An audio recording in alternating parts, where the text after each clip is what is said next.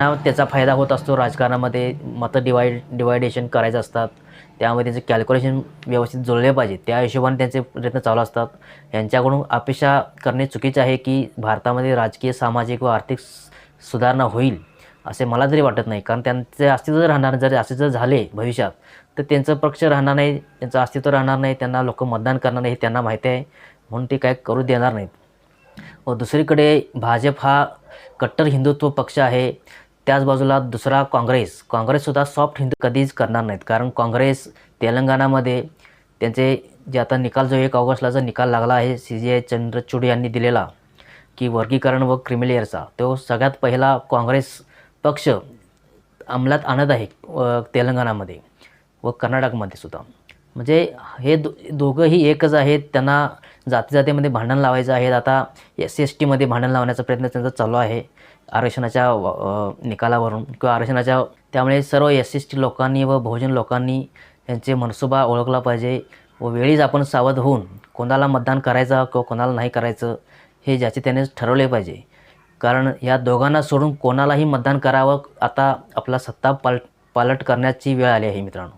भाजपही नको व काँग्रेसही नको. आपल्याला तिसरा पक्ष किंवा तिसरी आघाडी म्हणून सर्व लोकांनी पर्याय निवडला पाहिजे, तरच तुमचं कल्याण होईल.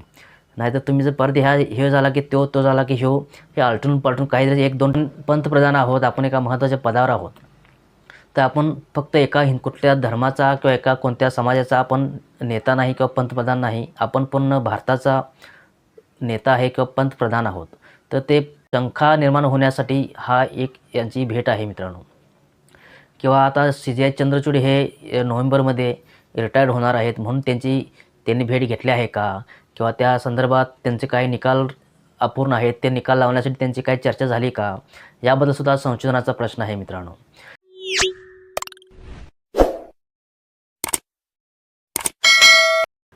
नमस्कार मित्रांनो, माझे मत या यूट्यूब चॅनलवरती तुमचं सहर्ष स्वागत आहे. मित्रांनो, तुम्ही जर या चॅनलवरती नवीन असाल तर फक्त एकदा सबस्क्राईब करून ठेवा. सबस्क्राईब पूर्णपणे मोफत आहे. तर मित्रांनो, आज आपण चर्चा करणार आहोत की राहुल गांधी यांनी अमेरिकेमध्ये जे काही वक्तव्य केले होते त्या संदर्भात आपण आज चर्चा करणार आहोत. तर त्यामध्ये त्या प्रेस कॉन्फरन्समध्ये एका मुलीने एक प्रश्न विचारला की भारतामध्ये तुम्ही आरक्षण कधी संपवणार आहे.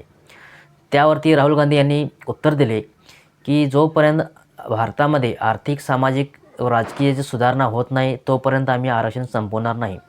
ते ज्यावेळी होईल त्यावेळी आम्ही नक्कीच आरक्षण संपवू, असे त्यांचे उत्तर होते.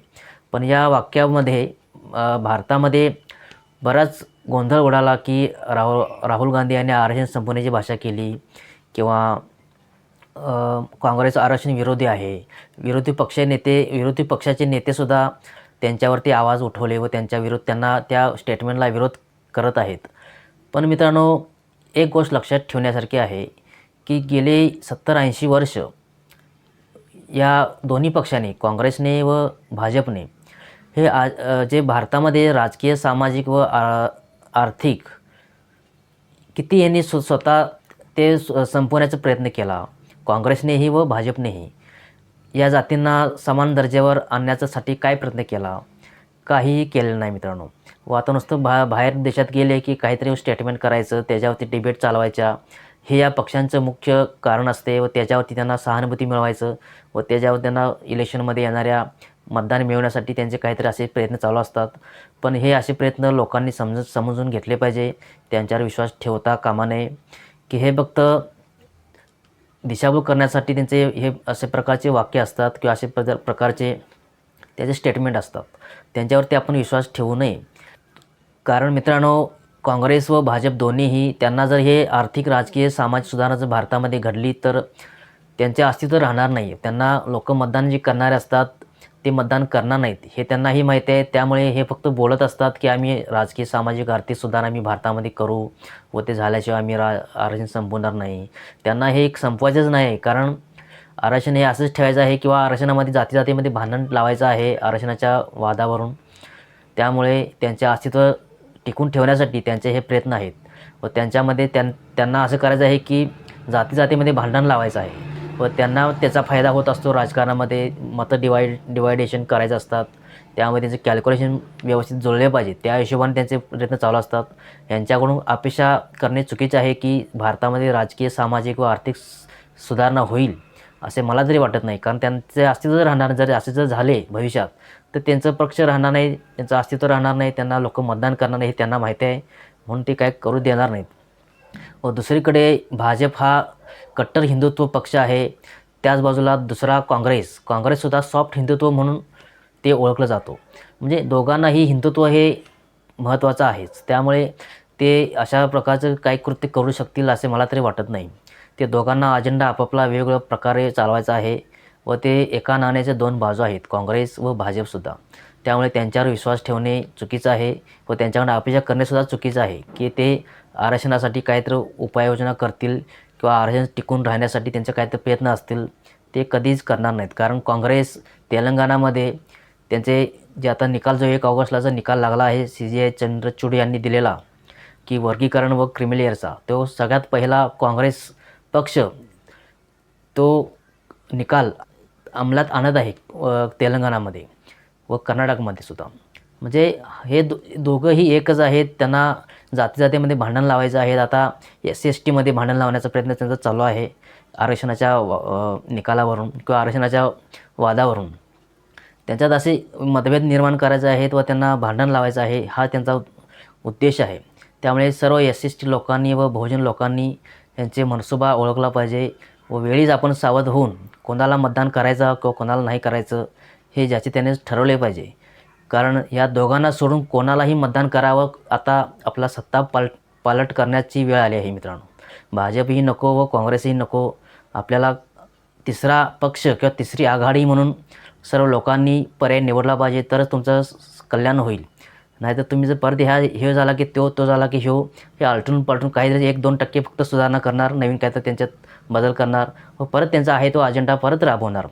त्यांच्यावरती विश्वास न ठेवता आपण आता तिसरा पर्याय निवडला पाहिजे व तिसरा आघाडी आपल्या महाराष्ट्रामध्ये किंवा सगळीकडेच आपण तो पर्याय निवडून त्यांना सत्तेत बसवले पाहिजे. तरच आपला महाराष्ट्राचा चांगला प्रकारे विकास होईल व सर्व जातीमध्ये विकास होण्यासाठी त्यांचा आघाडीचा प्रयत्न असेल. तर मित्रांनो, दुसरीकडे CJI चंद्रचूड यांच्या घरी नरेंद्र मोदी आरतीसाठी गेले होते. ही बातमी बऱ्याच माध्यमातून प्रसिद्ध झाली किंवा नरेंद्र मोदी व्हिडिओ करत होते ते आरती करताना व तो मुद्दाम व्हिडिओ करत होते किंवा त्यांना लोकांमध्ये डिबेट चालवण्यासाठी व्हिडिओ फुटेज मिळावा म्हणून ते करत होते की त्यांनाच माहीत. कारण आपण एका महत्त्वाच्या पदावर आहोत. आपण महत्त्वाच्या पदावर असताना भारतामध्ये एका कोणत्या तर धर्माचा प्रचार व प्रसार करणे हे चुकीचं आहे. त्याच प्रकारे आपण पंतप्रधान आहोत, आपण एका महत्त्वाच्या पदावर आहोत, तर आपण फक्त कुठल्या धर्माचा किंवा एका कोणत्या समाजाचा आपण नेता नाही किंवा पंतप्रधान नाही. आपण पूर्ण भारताचा नेता आहे किंवा पंतप्रधान आहोत.